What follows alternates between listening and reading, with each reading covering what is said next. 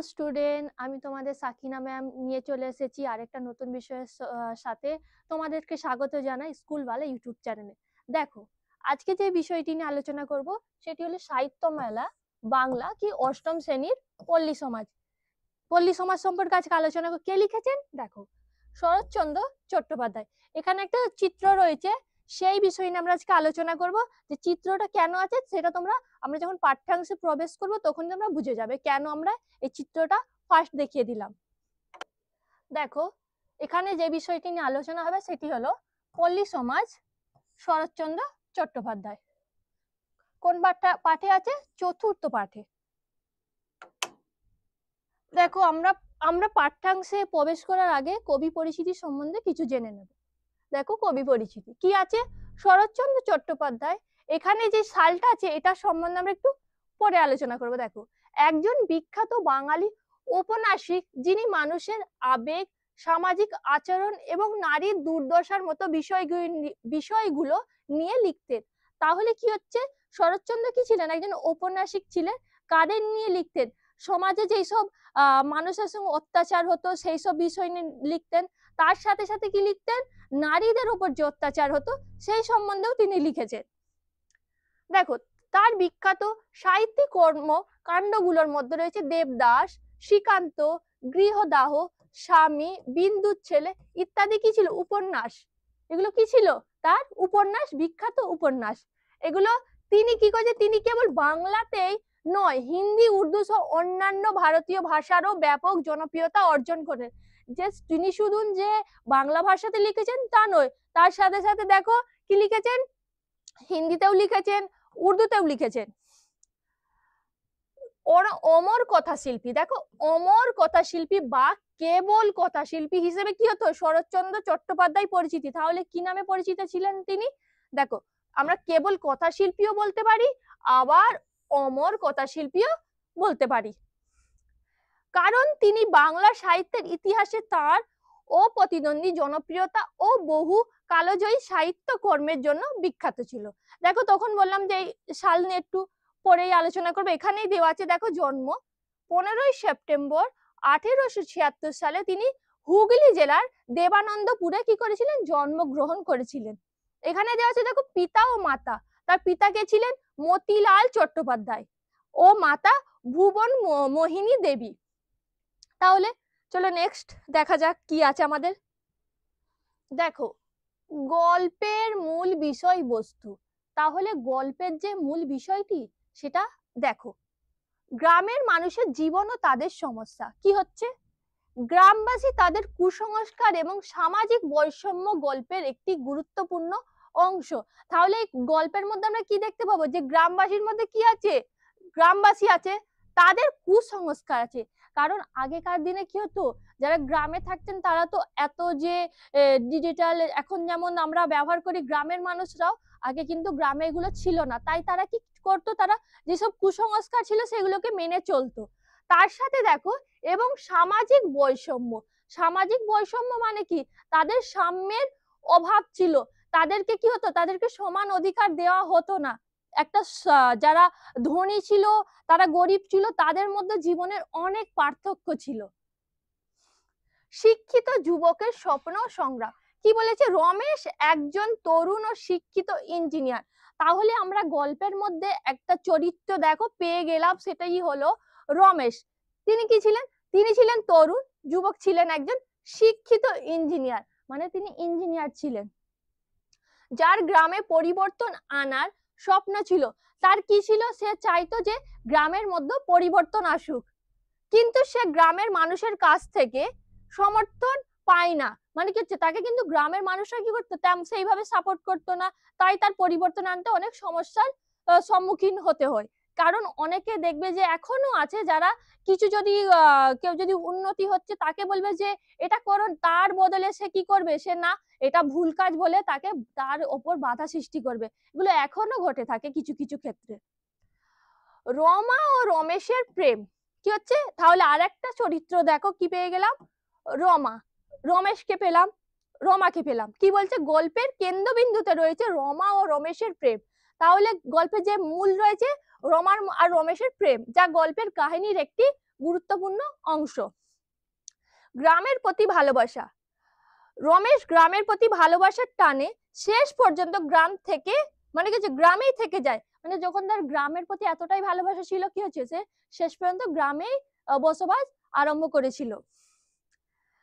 যদিও তার চেষ্টা ব্যর্থ হয়, কিন্তু তার কি হচ্ছে, চেষ্টা কি হয়েছিল, সফল হয়নি।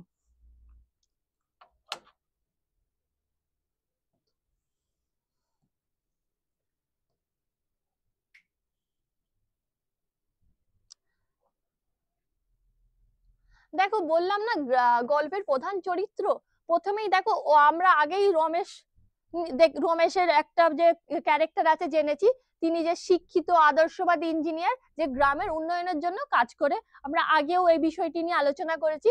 তারপরে আমরা রমা এই এই চরিত্রটার সম্বন্ধেও আগেই জেনেছি। সে কি ছিল, রমেশের প্রতি ভালোবাসা বলে কি হচ্ছে, রমেশের ভালোবাসার পাত্রী, যার সঙ্গে রমেশের ব্যক্তিগত ও সামাজিক কি হচ্ছে সম্পর্ক রয়েছে। তার রমার সাথে তাহলে রমেশের কি ব্যক্তিগত সামাজিক সম্পর্ক আছে। দেখো পল্লী সমাজ, যে বিষয়টি নিয়ে আমরা আলোচনা করব আজ, একটি বিখ্যাত উপন্যাস যা গ্রামের জীবন ও তার সমস্যাগুলির একটি বাস্তব চিত্র তুলে ধরেছেন। তাহলে কি যে পল্লী সমাজ গল্পে আমরা কি দেখতে পাবো, গ্রামের যে বাস্তব চিত্র, সেটাকে আজকে আমরা দেখতে পাবো এই গল্পের মাধ্যমে। দেখো এবার আমরা সরাসরি চলে এলাম পাঠ্যাংশে।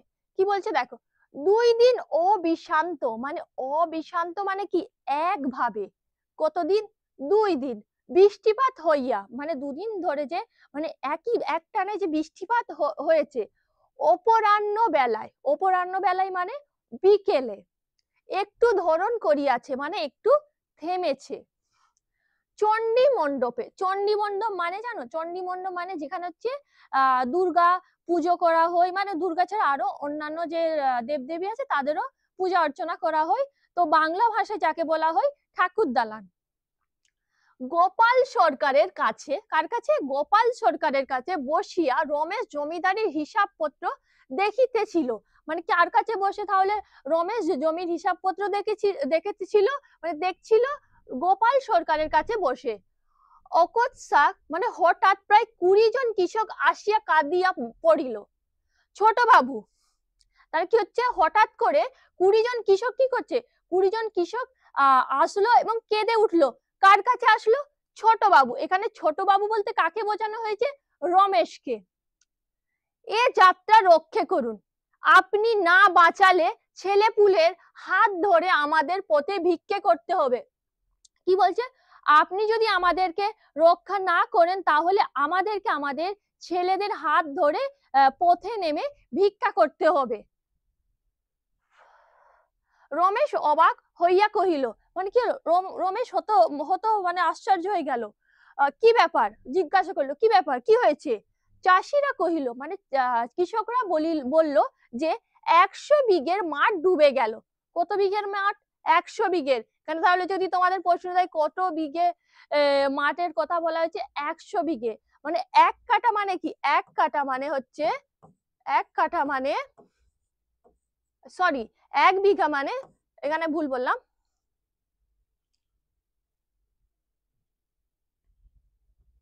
যে 1 বিঘা মানে কি, 1 বিঘা মানে 20 কাঠা।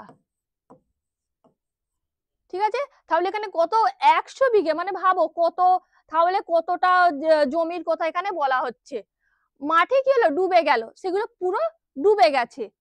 জল বার করে না দিলে সমস্ত ধান নষ্ট হয়ে যাবে বাবু। যদি এই জলটা যদি বের করে না দেওয়া হয় তাহলে কি হবে, তাহলে তাদের যত ধান আছে সমস্ত ধান কি হবে, নষ্ট হয়ে যাবে, ক্ষতি হয়ে যাবে। গায়ে একটা ঘরও খেতে পাবে না, মানে এই যে গ্রামে যত ঘর আছে তারা কেউ কি হবে, না খেয়ে মারা যাবে। এ কথাটা রমেশ বুঝিতে পারিল না।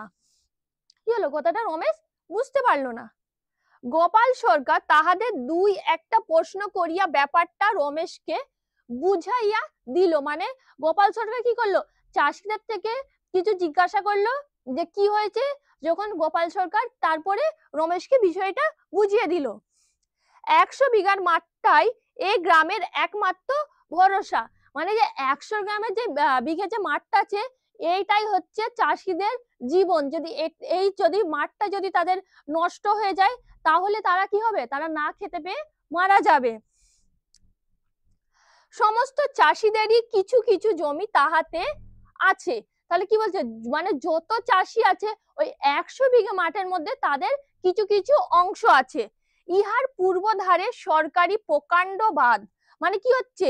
মানে পূর্ব দিকে একটা বাঁধ আছে, পশ্চিম ও উত্তর ধারে উচ্চ গ্রাম। মানে কি হচ্ছে? পশ্চিম আর উত্তরে গ্রাম আছে। শুধু দক্ষিণ ধারের বাঁধটা ঘোষাল ও মুখুজ্জেদের। মানে যে দক্ষিণের যে বাঁধটা আছে সেটা কাদের? ঘোষাল আর মুখুজ্জেদের। যদি তোমাদের প্রশ্ন করি যে দক্ষিণের বাঁধটা কার কার কার ছিল? ঘোষাল আর মুখুজ্জেদের।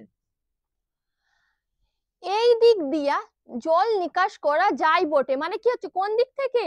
দক্ষিণ দিক থেকে। কিন্তু বাঁধের গায়ে একটা জলার মতো আছে। কি হচ্ছে? বাঁধের গায়ে একটা জলা মতো, যে দেখবে যে মাঠ থাকে না, সেরকম আছে। আমাদের গ্রামে এগুলো যারা বসবাস করে তারা নিশ্চয়ই বুঝতে পারে জলা মানে কি, কারণ প্রত্যেকের না কিছু একটা দেখবে জলা আছে।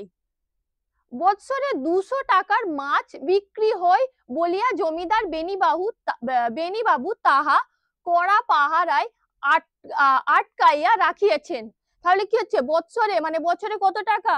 200 টাকার। কত টাকার? তাহলে 200 টাকার মাছ বিক্রি হয় বলিয়া কে কে বলেছেন? বেনিবাবু কি বলেছে? তার জন্য কি করেছেন? পাহারায় লোককে দাঁড় করিয়ে রেখেছেন, যাতে কেউ নয় বাঁধটাকে ভেঙে দিতে পারে। চাষিরা আজ সকাল হইতে তাহাদের কাছে হত্যা দিয়া পড়িয়া থাকিয়া একমাত্র কাঁদিতে কাঁদিতে উঠিয়া এখানে আসিয়াছে। মানে হচ্ছে কি? এখানে হত্যা দিয়ে মানে কি? ধন্না দিয়ে। মানে কারা ছিল? চাষিরা। তারা দেখো কাঁদিতে কাঁদিতে মানে কান্না করতে করতে এখানে কি ছিল? এখানেই এসেছিল। দেখো, রমেশ আর শুনিবার জন্য অপেক্ষা করিল না। মানে রমেশ আর কিছু না শুনে সে কি করলো? দ্রুত পদে প্রস্থান করিল। দ্রুত পদে মানে কি? তা কোথায় প্রস্থান করিল? বেনি বাবুর কাছে। কোথায়? বেনি বাবুর কাছে। এ বাড়িতে আসিয়া যখন প্রবেশ করিল তখন সন্ধ্যা হয়। মানে যখন বেনি বাবুর কাছে আসলো তখন সন্ধ্যা হয়ে গেছে, মানে সন্ধ্যা হবে আর কি। বেনি তাকাইয়া বেনি তাকিয়া ঠেস দিয়া তামাক খাইতেছে এবং কাছে হালদার মশাই বসিয়া আছেন। মানে কি হচ্ছে? বেনিবাবু কি করছে? কি খাচ্ছিলেন? তামাক খাচ্ছিলেন। তার কাছে কে ছিলেন? হালদার মহাশয় ছিলেন।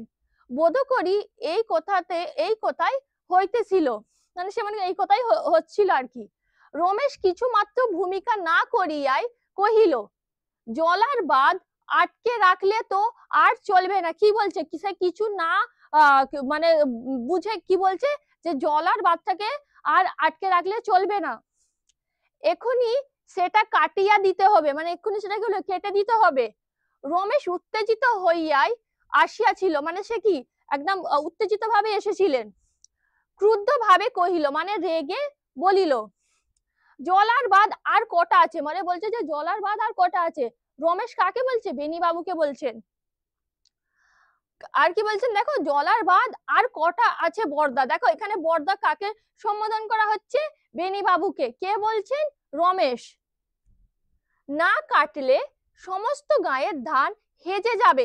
হেজে যাবে মানে কি? নষ্ট হয়ে যাবে। যে গ্রামের যে সমস্ত ধান আছে সেগুলো নষ্ট হয়ে যাবে। কিসের জন্য? কারণ তো দুদিন ধরে কি হচ্ছে? একভাবে বৃষ্টি হয়েছে, তার জন্য বলা হচ্ছে। জল বার করে দেওয়ার হুকুম দিন। বলছে জলটা যাতে আমরা বের করে দিতে পারি তার আদেশ দিন। বেনি কহিল, বেনি বলল, সেই সঙ্গে 200-300 টাকার মাছ বেরিয়ে যাবে, খবরটা রেখেছো কি? বলছে যে তুমি যে বলছো যে আমি যে এই বাঁধটাকে কেটে দেবো, তাহলে এর সাথে যে 200-300 টাকার মাছটা যে চলে যাবে, এটা তুমি জানো কি? এ টাকাটা দেবে কে? তাহলে যে আমার যে 200-300 টাকা নষ্ট হবে, কে বলছে? বেনিবাবু বলছেন যে যদি 200-300 টাকা নষ্ট হবে, কে দেবে আমাকে? চাষারা না তুমি? চাষিরা দেবে না তুমি দেবে? আমার যে 200-300 টাকা যদি মাছ নষ্ট হয়ে যায়। বেনি হুকাটা হালদারের হাতে দিয়া মুখ তুলিয়া বলিল, কোন বাদটা? কি হচ্ছে? সে যখন এই যে হুকাটা খাচ্ছিল সেটা হালদারের হাতে বললো কোন ভাতটা। রমেশ রাগ সামলাইয়া বলিল, মানে রমেশ কি করলো, না রেগে রাগটাকে তার ঠান্ডা করে বলল, চাষিরা গরিব, তারা দেবেই বা কোথা থেকে, তারা দিতে তো পারবেই না, মানে তারা তো নিজেরা, এই ধানটুকুই তাদের সম্বল, শেষ সম্বল, এই জমিটুকুই তাদের শেষ সম্বল, তারা দেবেই বা কি করে, আর আমিই বা কেন দেব সে তো বুঝতে পারি নে, মানে আমি বলতে এখানে কাকে বোঝানো হয়েছে, রমেশ বলছে যে আমিই বা কেন দেব।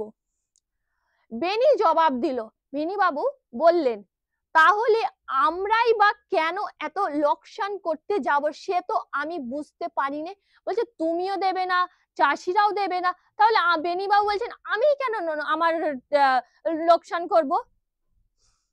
হালদারের দিকে চাহিয়া বলিল, মানে হালদার বাবুর দিকে চেয়ে কে বলছেন, বেনি বাবু বললেন, খুড়ো, কাকে খুড়ো বলছে, হালদার বাবুকে, এমনি করে ভায়া আমার জমিদারি রাখবেন, ওহে রমেশ, হারামজাদারা সকাল থেকে এতক্ষণ এইখানেই পড়েই মরা কান্না কাঁদছিল, মানে কি বলছে যে এমনি করেই ভায়া, মানে এরা কি এমন করে আমাদের জমিদারি রক্ষা করবে, যে সকাল থেকে এই হারামজাদা বলতে কাদেরকে বোঝানো হয়েছে, চাষিদেরকে বোঝানো হয়েছে, তারা তারা কি বলছে যে এখানেই সকাল থেকে তারা মরা কান্না করছিল।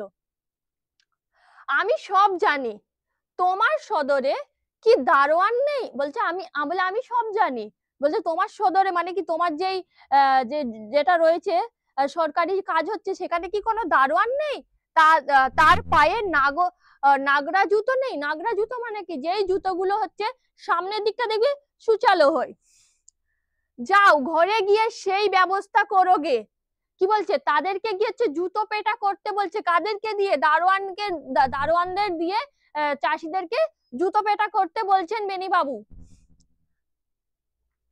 জল আপনি নিকেশ হয়ে যাবে, বলছে ও আপনি বেরিয়ে যাবে নিজে থেকে, বলিয়া বেনি হালদারের সঙ্গে একযোগে হিহি করিয়া নিজের রসিকতায় নিজে হাসিতে লাগিল। তারপরে এই কথা বলে বেনি বাবু হালদার বাবুর সাথে হাসতে লাগলেন। রমেশের আর সহ্য হইতেছিল না, মানে রমেশের আর সহ্য হচ্ছিল না যে বেনি বাবুর কথা শুনে, তথাপি সে প্রাণপণে নিজেকে সংবরণ করিয়া বিনীত ভাবে বলিল, মানে কি হচ্ছে, নিজেকে নিজের মধ্যে শান্ত করে সে অনুরোধের সাথে বলিল, ভেবে দেখুন বড়দা, আমাদের 3 ঘরে 200 টাকার লোকসান বাঁচাতে গিয়ে গরিবদের সারা বছরের অন্ন মারা যাবে। বলছে যে বড়দা, বলছে বড়দা বলতে আমি আগেই বলেছি যে বেনি বাবুকে বোঝানো হচ্ছে, আমাদের যে 200-300 টাকা আমাদের 3 ঘরের 200-300 টাকা বাঁচানোর জন্য আমরা যে গরিবদের তারা যে না খেতে পেয়ে মারা যাবে সেই বিষয়টা আমরা দেখবো না, যেমন করে হোক 5-7 হাজার টাকা তাদের ক্ষতি হবে, দেখো তোমার তো 200-300 টাকা হবে, তাদের 5-7 হাজার টাকা নষ্ট হয়ে যাবে। বেনি হাতটা উল্টাইয়া বলিল, হলোই, সে বলল হলোই, আমার কি, তার কোনো যায় আসে না, চাষিরা খেতে পাক না পাক তার বেনি বাবুর কোনো যায় আসে না, কারণ বেনি বাবু কি ছিলেন, নিষ্ঠুর ছিলেন। আগেকার জমিদাররা যেমন হতো, আমরা অনেক সময় আমরা অন্য বিষয়ে দেখেছি যে জমিদারি যেইভাবে তারা তাদের জমিদারি ব্যবস্থাকে চালিয়ে চলেছেন, তো তেমনই হচ্ছে বেনি বাবু সেই টাইপেরই, তাদের 5,000ই যাক আর 50,000ই যাক, বলেছে বেনি বাবু কি বলছেন, তাদের 5 যাক 50 যাক আমার যায় আসে না, আমার গোটা সদরটা কাঁপালেও তো দুটো পয়সাও বার হবে না, যেও ওর শালাদের জন্য 200 টাকা উড়িয়ে দিতে হবে, বলছে কি ওদের জন্য কি হচ্ছে, ও 2 পয়সাও ওরা মানে বেনি বাবু ওদের জন্য 2 পয়সাও নষ্ট করবে না, 200 টাকা তো দূরের কথা। রমেশ শেষ চেষ্টা করিয়া বলিল, মানে শেষ পর্যন্ত সে চেষ্টা করে রমেশ বলল, এরা সারা বছর খাবে কি, সে বলছে যে এরা সারা বছর খাবে কি, আমরা যদি তাদের যদি অন্নকে রক্ষা না করি এরা তো মারা যাবে, এরা সারা বছর খাবে কি, সেইটা একবারও ভেবেছে বেনি বাবু? কে বলছেন? রমেশ বলছেন।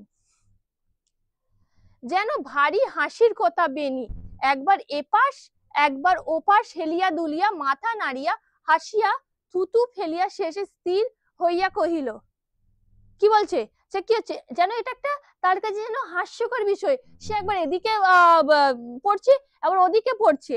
দেখো কি বলছে, কি খাবে, দেখবে বেটারা যে যার জমি বন্ধক রেখে আমাদের কাছেই টাকা ধার করতে ছুটে আসবে, বলছে কি খাবে, ও বেনি বাবুর কোনো যায় আসে না, যখন না খেতে পাবে তো আমাদের কাছে তাদের কিছু সম্বল থাকলে বন্ধক দিয়ে যাবে, তার বদলে আমরা কিছু টাকা দেব, সেটা নিয়ে সে খাবে।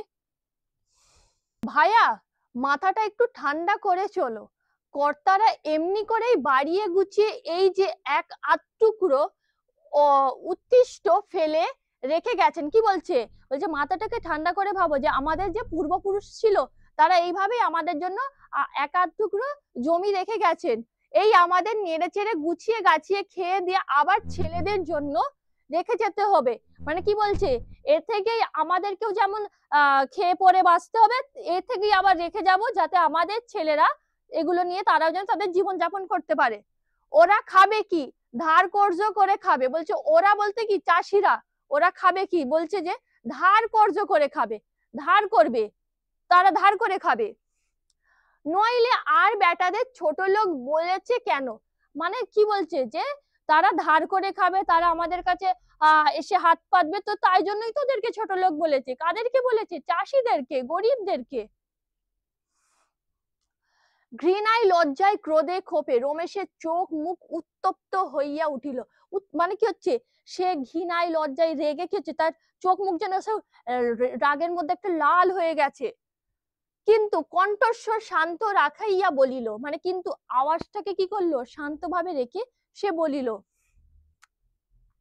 আপনি যখন কিছুই করবেন না বলে স্থির করেছেন, মানে আপনি বলতে যে বিনিবাবু যখন কিছুই করবেন না এ কথাই বলছেন রমেন, তখন এখানে দাঁড়িয়ে তর্ক করে লাভ নেই, মানে এখানে আর কোনো মানে বিষয় না বাড়িয়ে কোনো লাভ নেই। আর আমি রমার কাছে চললুম, তার মত হলে আপনার একার অমতে কিছু হবে না। কি বলছে, তাহলে কি রমেশ কার কাছে যাচ্ছে, রমার কাছে যাচ্ছে, যে আমি রমার কাছে যাচ্ছি, যে তোমার একার, তুমি যদি না বলো তাতে কোনো যায় আসে না।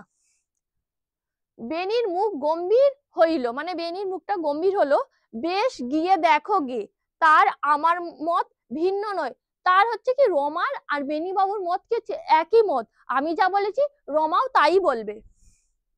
সে সোজা মেয়ে নয়, মানে সেও তো এত সাধারণ মেয়ে নয় ভাইয়া, তোকে ভোলানো সহজ নয়।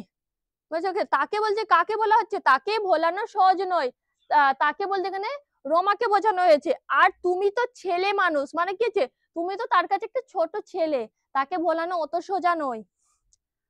তোমার বাপকেও সে চোখের জলে নাকের জলে কি হচ্ছে, দেখো সেখানে তো কি, তোমার বাপকেও সে চোখের জলে নাকের জলে করে তবে ছেড়েছিল, মানে কি হচ্ছে, তোমাকে যে তোমার বাবাকেও সে ছাড়েনি, তোমাকে কি করে ছাড়বে সে। কি বলো খুড়ো, খুড়ো বলতে বলছে আবার কাকে বলা বলা হয়েছে এখানে, হালদার মশাইকে। খুড়োর মতামতের জন্য রমেশের কৌতূহল ছিল না, মানে খুড়ো কি বলবে রমেশের কোনো যায় আসে না। বেনির এই অন্তত অপমানকর প্রশ্নের উত্তর দিবারও তাহার পবিত্র হইল না, মানে তারও তো এই বেনির এর কোনো প্রশ্নের উত্তর দেওয়া তার কাছে তো সময় নেই, নিরুত্তরে বাহির হইয়া গেল, মানে কোনো উত্তর না দিয়ে সে বাইরে চলে গেল। প্রাঙ্গণে তুলসী মূলে সন্ধ্যা প্রদীপ দিয়া প্রণাম সাঙ্গ করিয়া রমা মুখ তুলিয়াই বিষয়ে অবাক হইয়া গেল। কি হচ্ছে, প্রাঙ্গণে মানে কি উঠানে, তুলসী মূলে কি হচ্ছে, তুলসী মূলে কি হচ্ছে সন্ধ্যা, যে তুলসী গাছটাকে যখন সন্ধ্যা বেলায় তাকে মানে তাকে প্রদীপ দিয়ে তাকে প্রণাম করছিল, কি হচ্ছে যখন মুখটা তুলিল কি হলো, সে অবাক হয়ে গেল। ঠিক সম্মুখে রমেশ দাঁড়াইয়া, সম্মুখে কে ছিল, রমেশ দাঁড়িয়েছিল, তাহার মাথায় আঁচল কি হচ্ছে, তাহার মাথায় আঁচল গলায় জড়ানো, মানে যে মাথার আঁচলটা ছিল সেটা কি ছিল, গলায় জড়ানো ছিল। ঠিক যেন সে একমাত্র রমেশকেই নমস্কার করিয়া মুখ তুলিল, মানে এমন ভাবে যেন সে উঠলো যে তার সামনে কে যে রমেশ আছে, যেন মনে হচ্ছে সে তুলসী মূলে নমস্কার করিল না, সে যেন মনে হলো রমেশকেই নমস্কার করিল। ক্রোধের উত্তেজনায় ও উৎকণ্ঠায় মাসির সেই প্রথম দিনের নিষেধ বাক্য রমেশের স্মরণ ছিল না, মানে কি হচ্ছে, সে রেগে ছিল তো তাই যে মাসির যে একটা নিষেধ বাক্য ছিল সেটা রমেশের মনে ছিল না। তাই সে সোজা ভিতরে আসিয়া উপস্থিত হইয়াছিল, মানে কি হলো, সে একেবারে ডাইরেক্ট কি হলো, ভিতরে চলে এসেছিল এবং রমাকে তদাবস্থায় দেখিয়া নিঃশব্দে অপেক্ষা করিতেছিল। মানে ওরকম যখন সে রমাকে দেখলো তো সে শান্তভাবে তার জন্য অপেক্ষা করছিল। দুজনের মাসখানেক পরে দেখা কি হচ্ছে, দেখো দুজন বলতে কাদের মধ্যে, রমা আর রমেশের মধ্যে অনেক মানে মাসখানেক পরে দেখা হয়েছিল। রমেশ কহিল, তুমি নিশ্চয়ই সমস্ত শুনেছ। কি বলছে, রমেশ বলল যে তুমি সবটাই শুনেছ। জল বার করে দেওয়ার জন্য তোমার মত নিতে এসেছি। বলছে যে জলটা যে বার করে দেবো তার জন্য তোমার কাছে তোমার যে কি মত সেটা জানতে এসেছি। কে জানতে এসেছে? রমেশ। রমার বিষয়ে ভাব কাটিয়া গেল, সে মাথায় আঁচল তুলিয়া দিয়ে কহিল, সে কেমন করে হবে? সে মানে বলল যে তার মাথায় যখন সে আঁচলটা তুললো তখন তো এতক্ষণ তার গলায় ছিল।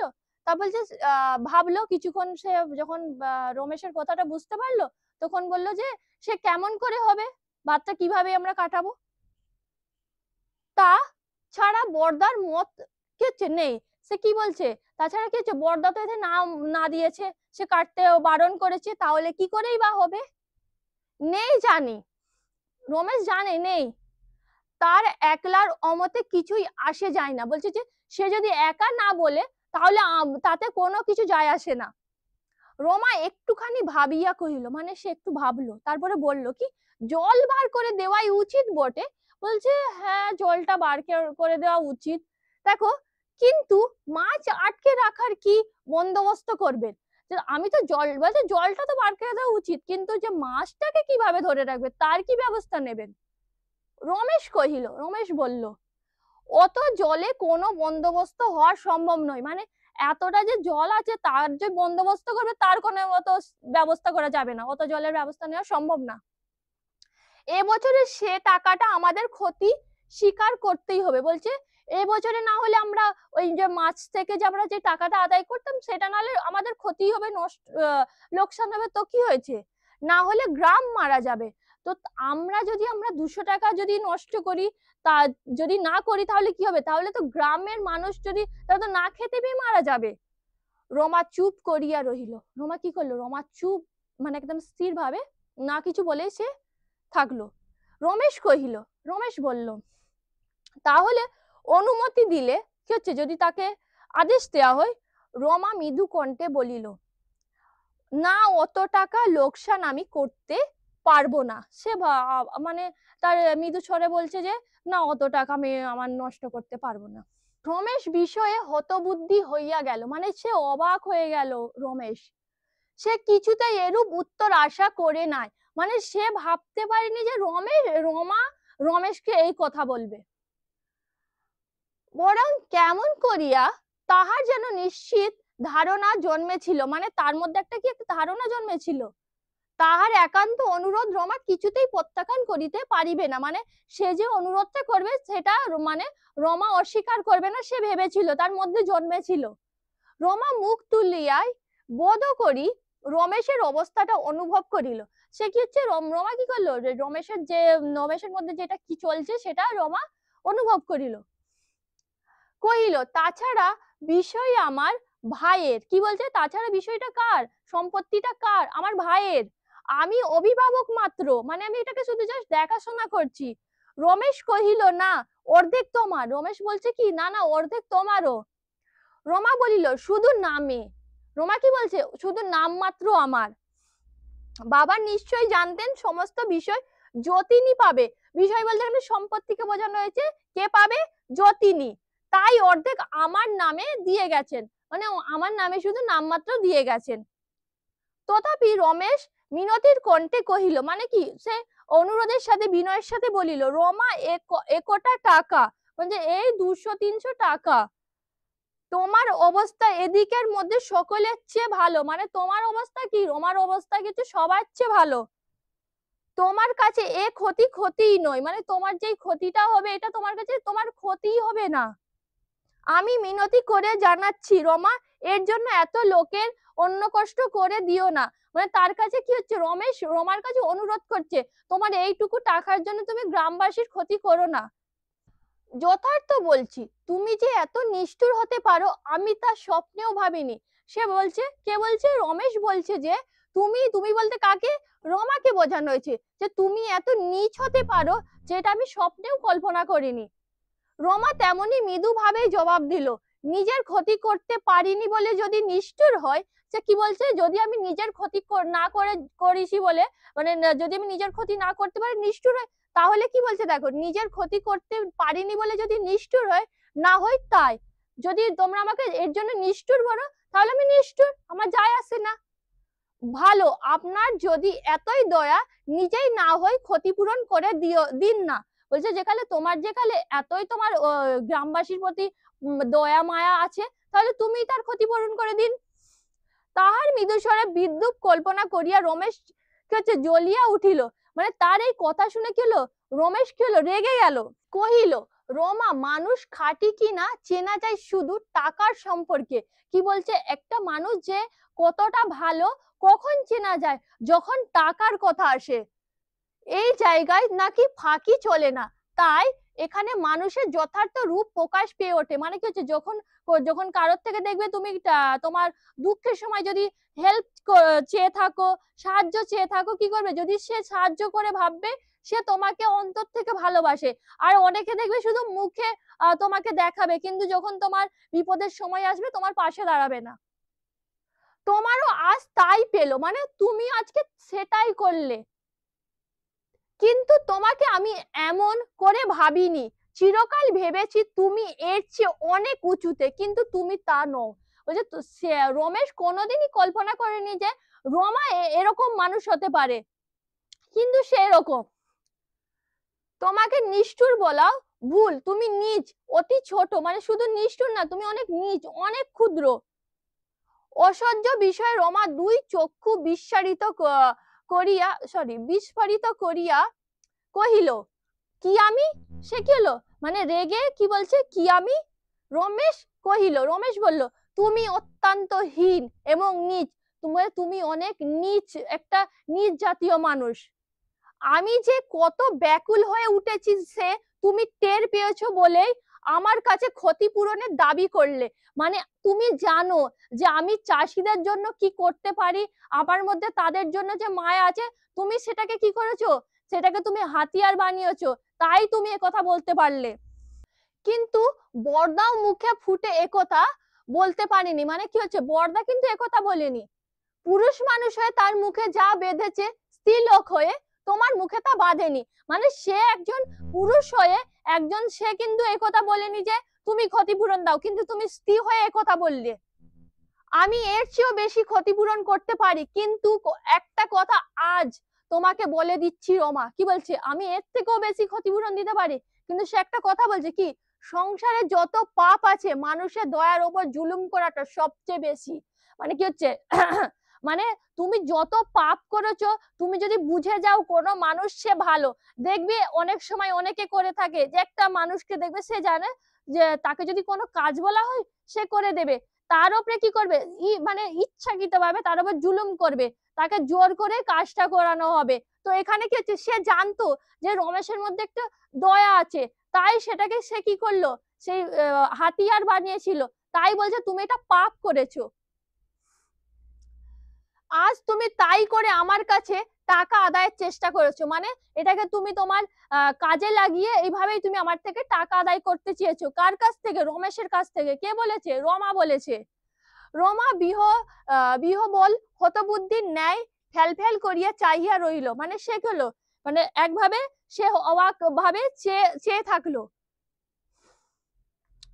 একটা কোথাও তাহার মুখ দিয়া বাহির হইল না, মানে একটা কোথাও সে মুখ থেকে বলল না। রমেশ তেমনি শান্ত তেমনি দৃঢ় কণ্ঠে কহিল, কি হলো, শান্ত ভাবে এবং একটা সে দৃঢ় স্বরে বলল, আমার দুর্বলতা কোথায় সে তোমার অগোচর নেই বটে। মানে আমি যে কোনখানে দুর্বল, কোন জিনিসটাই আমার সবচেয়ে বেশি মায়া, সেটা তোমার অজানা নেই। কিন্তু সেখানে পাক দিয়ে আর এক বিন্দু রস পাবে না, মানে সেটাকে তুমি কাজে লাগিয়ে কিচ্ছু পাবে না, তা বলে দিয়ে যাচ্ছি। কে বলে দিয়ে যাচ্ছে? রমেশ। আমি কি করব তাও এই সঙ্গে জানিয়ে দিয়ে যায়, মানে আমি কি করব সেটাও জেনে রাখো। কে বলছে? রমেশ বলছে। এখনই জোর করে বাদ কাটিয়া দেব, তোমরা পারো আটকাবার চেষ্টা করো গে। কি বলছে? যে আমি এবার কি করব, এবার রেগে গেছে যখন দেখছে যে বেনি বাবু তার কথা শোনেননি, রমাও তার কথা শোনেননি, তখন কি করছে সে এবার নিজে থেকে বাঁধটাকে কেটে দেওয়ার জন্য যাচ্ছে, বলছে যে তোমরা যদি আটকাবার চেষ্টা করো তা করো। বলিয়া রমেশ চলিয়া যায়, দেখিয়া রমা ফিরিয়া ডাকিল। মানে কি হচ্ছে, এই কথা বলে রমেশ চলে গেল, তারপর কি হচ্ছে রমা তাকে কি হচ্ছে আবার মানে কি হচ্ছে ডাকলো। আহ্বান শুনিয়া রমেশ নিকটে আসিয়া দাঁড়াইতে রমা কহিল, মানে তার ডাক শুনে রমেশ কি করলো, তার কাছে এসে দাঁড়ালো। আমার বাড়িতে দাঁড়িয়ে আমাকে যত অপমান করলেন, মানে আমার বাড়িতে বলতে কার বাড়িতে? রমার বাড়িতে দাঁড়িয়ে রমেশ যে রমাকে এত অপমান করলো, আমি তার একটারও জবাব দিতে চাই না, আমি তার একটারও উত্তর দিতে চাইনি, কিন্তু এ কাজ আপনি কিছুতেই করবেন না। কোন কাজ? যে বাদ কাটিয়ে দেবে যে জোর করে, সেই কাজ আপনি করতে পারবেন না। রমেশ প্রশ্ন করিল, কেন? রমেশ প্রশ্ন করলো কেন?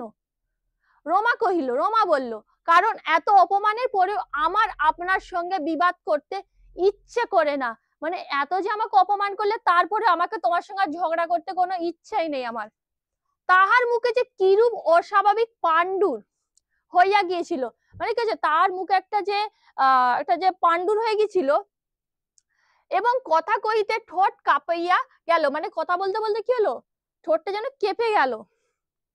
তাহা সন্ধ্যার অন্ধকারেও রমেশ লক্ষ্য করিতে পারিল, মানে কি হচ্ছে যে সন্ধ্যার অন্ধকার, তার মধ্যেও রমেশ বুঝতে পারলো যে তার ঠোঁটটা কাঁপছে একটা, কিন্তু মনস্তত্ত্ব আলোচনার অবকাশ এবং প্রবৃত্তি তাহার ছিল না, মানে তার অত ভাবার অত সময় ছিল না।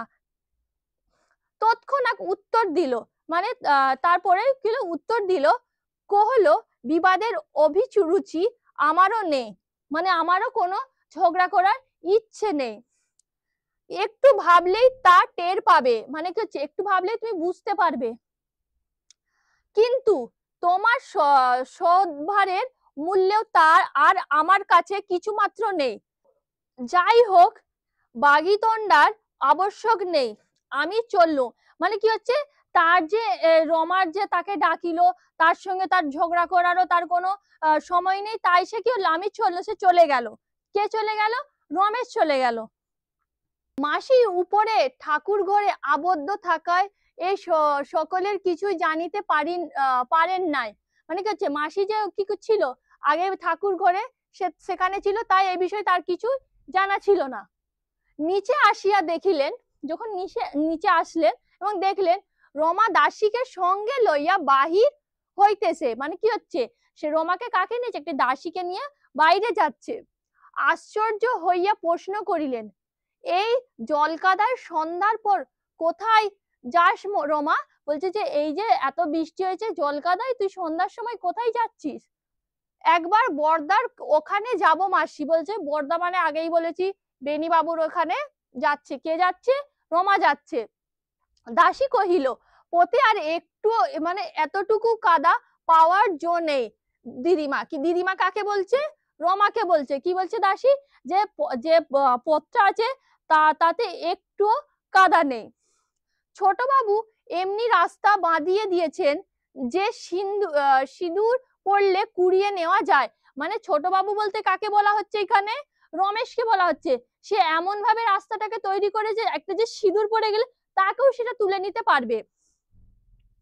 ভগবান তাকে বাঁচিয়ে রাখুন, গরিব দুঃখী সাপের হাত থেকে রেহাই পেয়ে বেঁচেছে। মানে কি হচ্ছে, তাকে সে এতই ভালো কাজ করেছে গ্রামবাসীর জন্য, তার জন্য সে বলছে যে ভগবান তাকে যেন বাঁচিয়ে রাখে। তখন রাত্রি বোধ করি 11টা, মানে তখন কটা বাজে, মানে রাত 11টার কাছাকাছি। বেনির চণ্ডী মণ্ডপ হইতে অনেকগুলি লোকের চাপা গলার আওয়াজ আসিতেছিল। মানে কি হচ্ছে, তো বেনির চণ্ডী মণ্ডপ মানে কি ঠাকুর দালানে বেনির কি হচ্ছে, মানে অনেকগুলো লোকের চাপা গলার আওয়াজ, মানে চাপা গলার আওয়াজ আসছিল।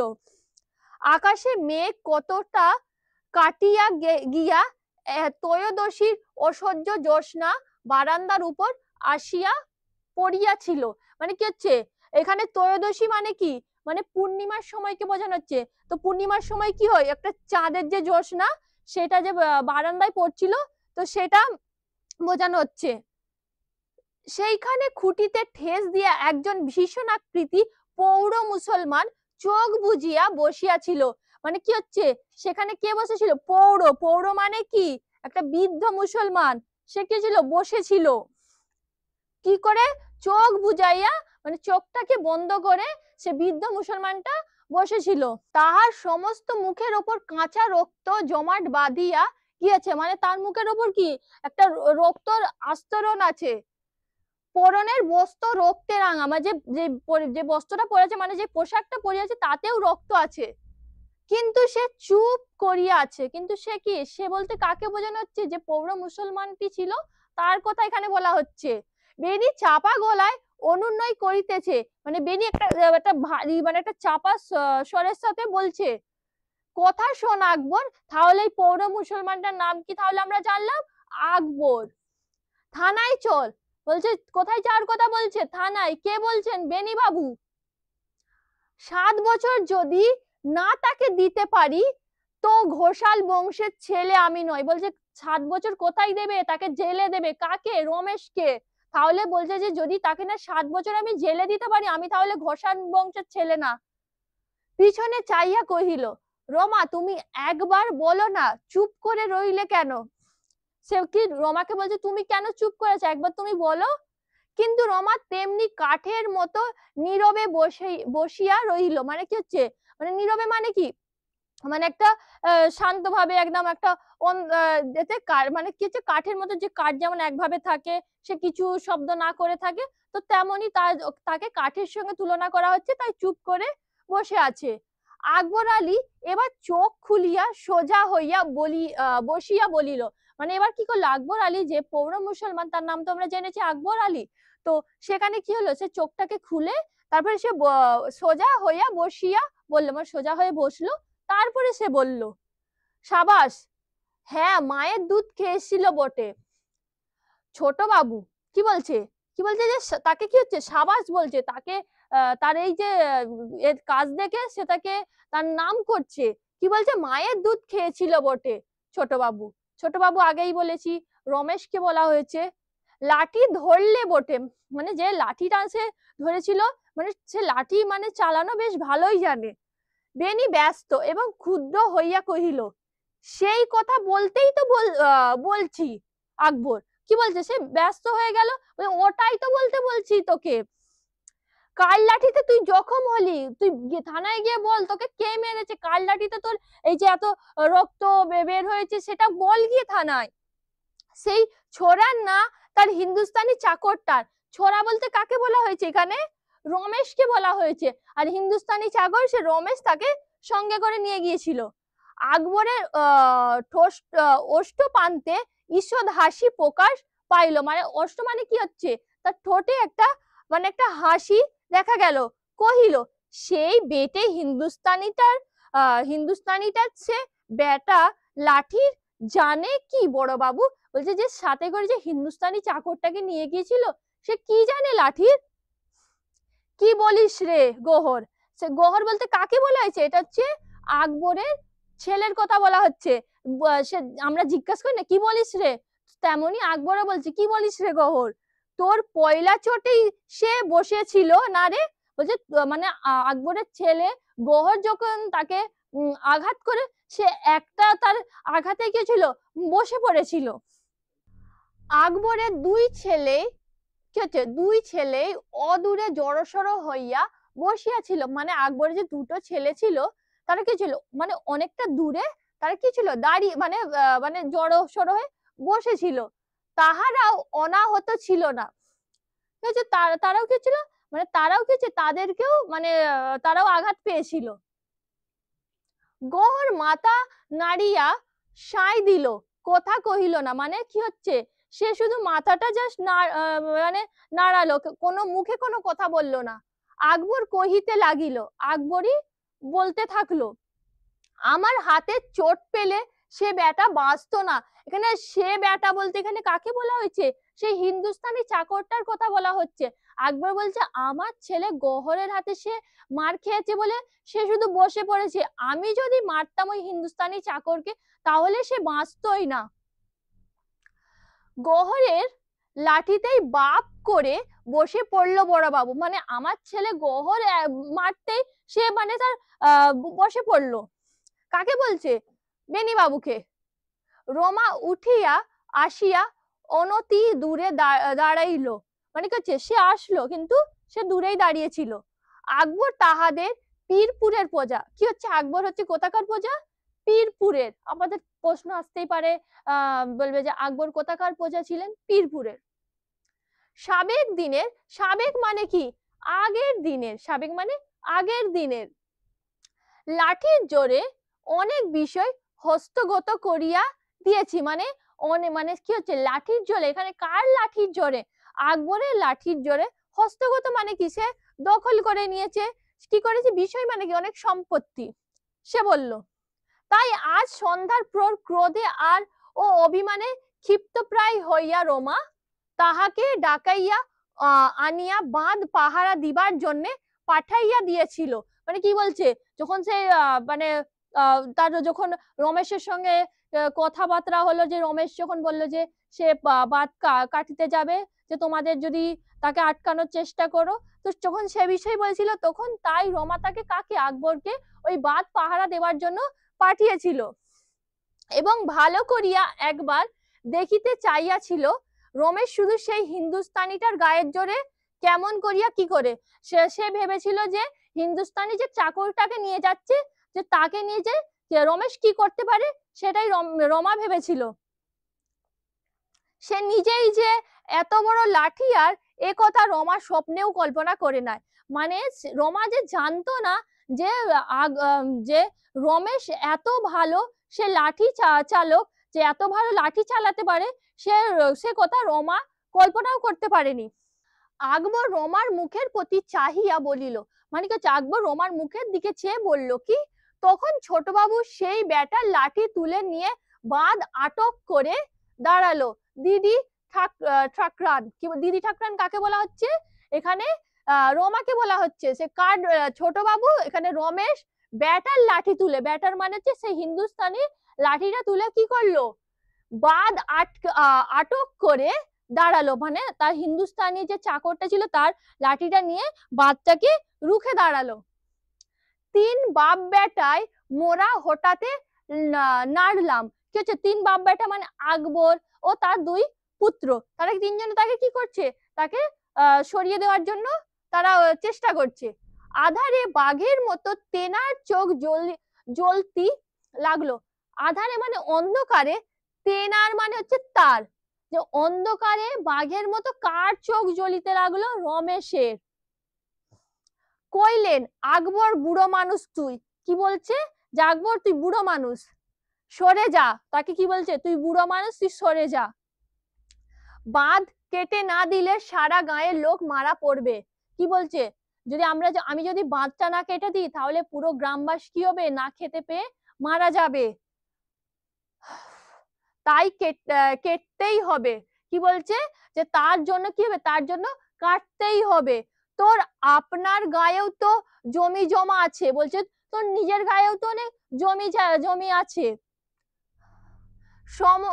সমাজে দেখ রে, সব বরবাদ হয়ে গেলে তোর কেমন লাগে? মানে তুই একবার ভেবে দেখ, যদি তোর যদি নিজের জমি যদি নষ্ট হয়ে যায় তাহলে কি তোকে কিরকম লাগবে? মুই সেলাম করে কইলাম।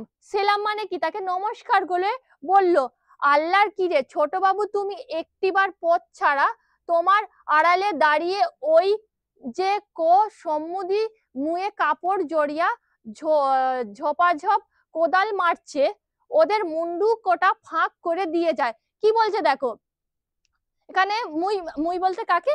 মুই কে বলছে? আকবর বলছে তাকে নমস্কার করছে।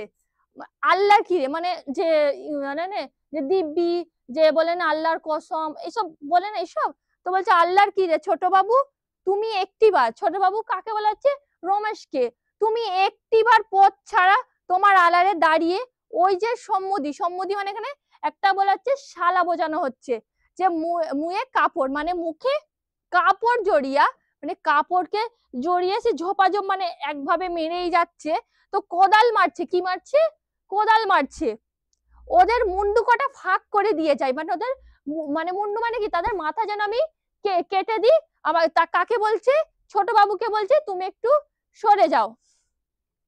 বেনি রাগ সামলাইতে না পারিয়া কথার মাঝখানেই চেঁচাইয়া কহিল। বেনি কি হচ্ছে, তার রাগ সামলাতে না পেরে যে কথা বলছে যে আকবর, তার মধ্যে সে মানে চেঁচাতে লাগলো। কি বলছে? বেঈমান বেটারা, তাকে সেলাম, মানে বেঈমান বলছে, তাকে আবার নমস্কার জানানো হয়েছে।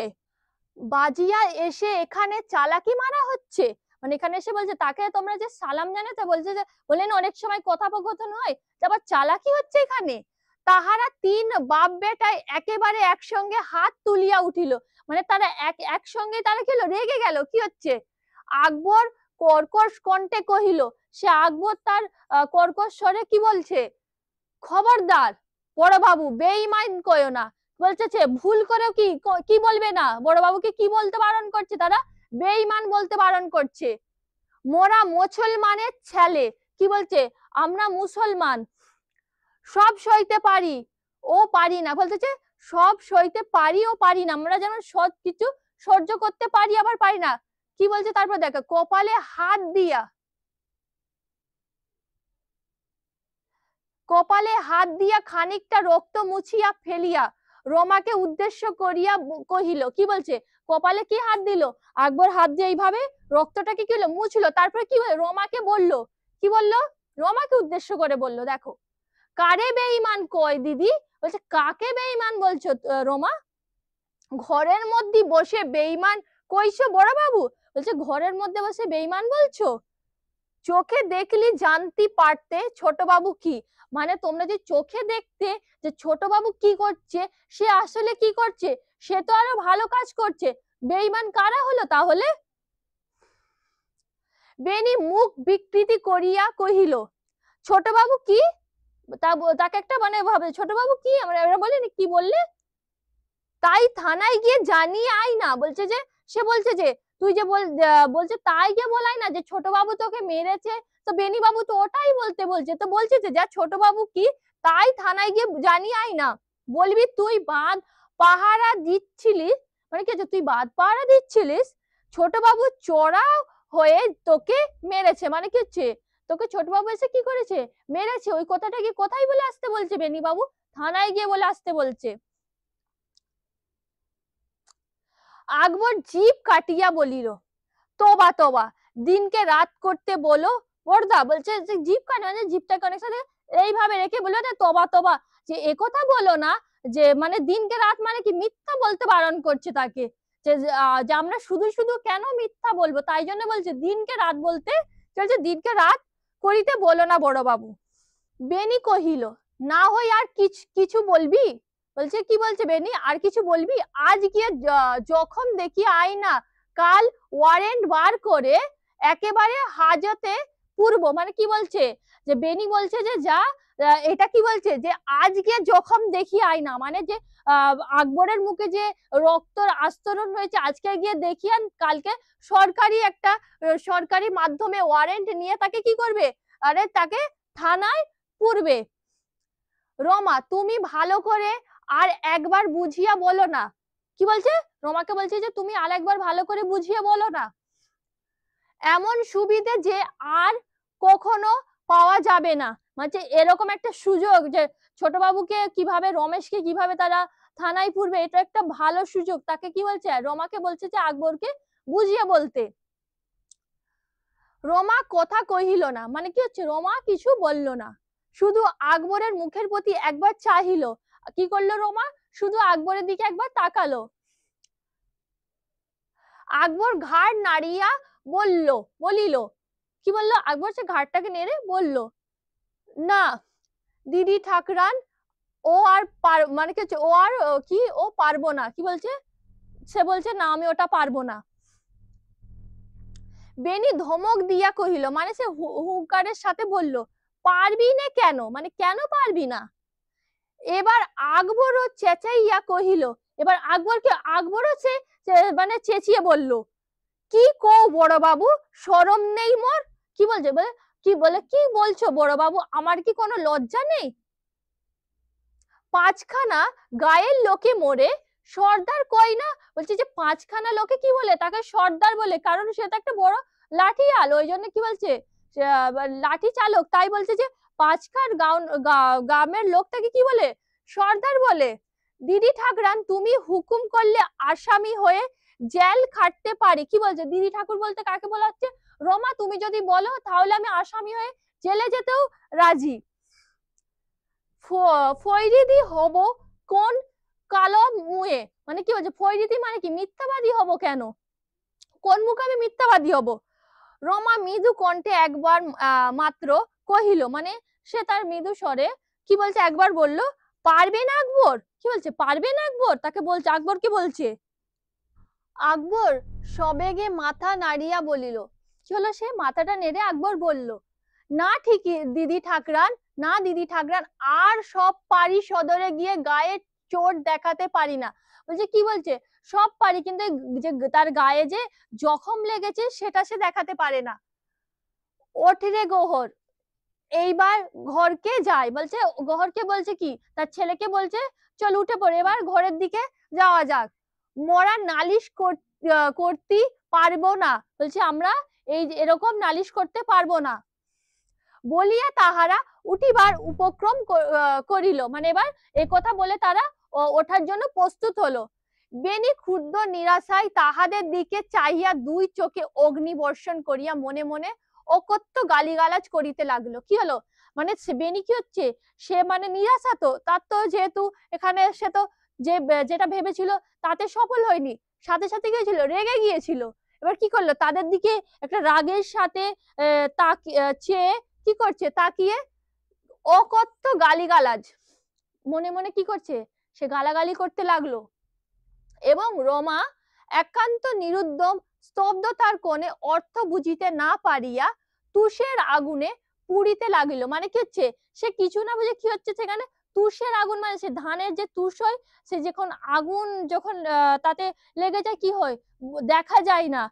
তো সে তার সঙ্গে রমার যেই অবস্থাটা হয়েছে তাকে তুলনা করা হচ্ছে।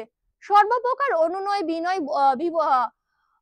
বরবৎসনা ক্রোধ উপেক্ষা করিয়া আকবর আলী ছেলেদের লইয়া যখন বিদায় হইয়া গেল, মানে কি হচ্ছে, সবকিছু যখন যত মানে অনুনয় বিনয় যা ছিল সবকিছু কি হচ্ছে, সবকিছু বাদ দিয়ে কি করছে আকবর, কি করছে আকবর আলী ছেলেদের কি নিয়ে ওখান থেকে চলে গেল। রোমার বুক চিরিয়া একটা গভীর দীর্ঘশ্বাস বাহির হইয়া অকারণে তাহার দুই চক্ষু অশ্রু প্লাবিত হইয়া উঠিল। কি হচ্ছে, তারপর এখানে দেখো, রোমার বুক চিরিয়া একটা গভীর দীর্ঘশ্বাস, মানে তার কি হচ্ছে, সে একটা অন্তর থেকে একটা গভীর নিঃশ্বাস নিল। কি হচ্ছে, অকারণে তাহার দুই চোখ, মানে কোনো কারণ ছাড়াই তার দুটি চোখ থেকে কি হচ্ছে, অশ্রু প্লাবিত হচ্ছে, মানে কি হচ্ছে, চোখ থেকে জল বের হচ্ছে।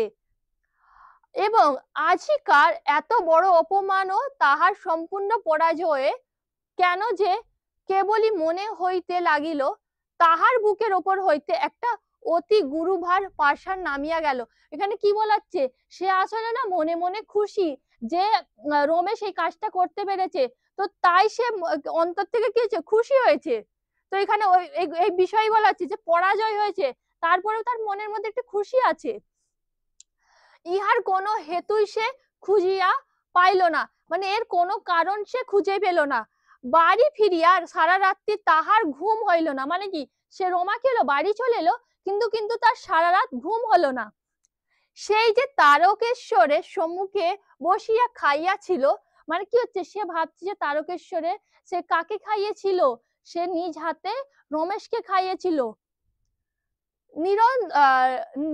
নিরন্তর তাহাই চোখের ওপর ভাসিয়া বেড়াইতে লাগিল, মানে সেই দৃশ্যটায় তার চোখের ওপর যেন ভেসে উঠলো। এবং যতই মনে হইতে লাগিল সেই সুন্দর সুকুমার দেহের মধ্যে এত মায়া, এবং সে ভাবতে লাগিল যে ওই যে রমেশ, তার মধ্যে এত মায়া, তা সে সে গরিবদের জন্য এত, মানে যে নিজে থেকে যে তাকে কেউ সে বুঝতেই পারছে না যে তার মধ্যে এত মায়া কিভাবে সৃষ্টি হলো।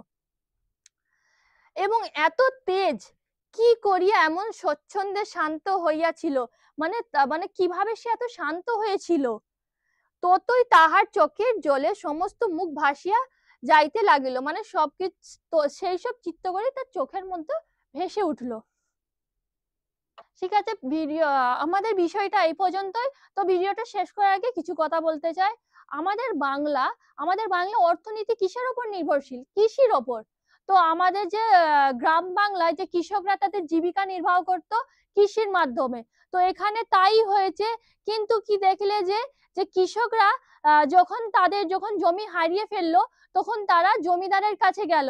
আগেকার দিনে তোমরা ইতিহাস বইয়ের মধ্যেও দেখবে অনেক কিছু জমিদারি ব্যবস্থা দেখবে, যেখানে কি হচ্ছে যে কৃষকরা জমিদারদের থেকে তাদের যখন অভাব দেখা দিত, তারা জমিদারদের থেকে কিছু তারা ধার নিত, কিসের বদলে? জমি বন্ধক রেখে। কারণ তো তাদের কাছে যে একটা যে অর্থ থাকতো না, তো তারা কি করতো, তাদের জমিকে বন্ধক রেখে কিছু অর্থ নিত তাদের জীবন যাপনের জন্য। কিন্তু কি হতো, যখন তারা সেই ঋণ পরিশোধ করতে পারিত না, তখন তার বদলে কি হতো, জমিদাররা তাদের জমি কেড়ে নিত। তো তাই দেখেছো যে যারা ধনী ছিল তারা দীর্ঘদিন ধনী হয়ে চলেছে, যারা গরিব ছিল তারা দীর্ঘদিন গরিব হয়ে চলেছে। তোমরা দেখবে যে চিরস্থায়ী বন্দোবস্তে সূর্যাস্ত আইন বলে একটি বিষয় ছিল, সেখানে দেখবে যে সূর্য অস্ত যাওয়ার আগে তোমাদেরকে ঋণ পরিশোধ করতে হতো। যদি না দিতে পারো, সেই জমিটা কি হবে, তারা দখলদাজি করে নেবে। তো সেরকমই আমাদের আজকের এই পল্লী সমাজ গল্পটিও ছিল। থ্যাংক ইউ সো মাচ দেখার জন্য। আবার আমরা আরেকটি নতুন বিষয়ের সাথে আবার আসিব। ভালো থাকবেন, সুস্থ থাকবেন।